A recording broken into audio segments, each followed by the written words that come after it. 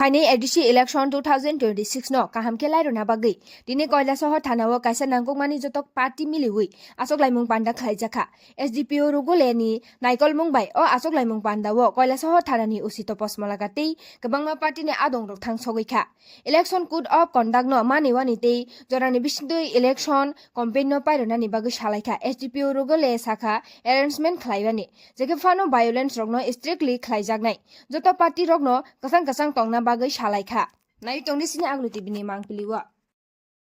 में मतलब बैठक हुआ है। हमें बताया कि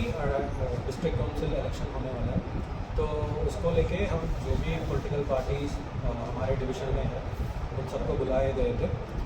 ताकि एक बार हम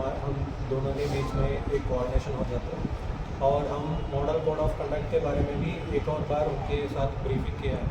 और हमारा मेन ऑब्जेक्टिव है कि यहाँ पे सब कुछ पीसफुली होता है और उसको लेके जो भी लोग जो भी पॉलिटिकल पार्टीज पब्लिक मीटिंग या गैदरिंग जो भी प्रोग्राम प्लान कर रहे हैं उनका परमिशन हमसे लेना पड़ता है और थोड़ा वो इन एडवांस लेना पड़ता है ताकि हम भी उसके हिसाब से प्लान कर सकते हैं तो so there is no clash between two parties. ये सब ब्रीफिंग करने के लिए हम सब बुलाए गए थे और एक लाइसेंसिंग भी हो जाएगा इसके उसको लेके हम आज एक मीटिंग करने वाले हैं।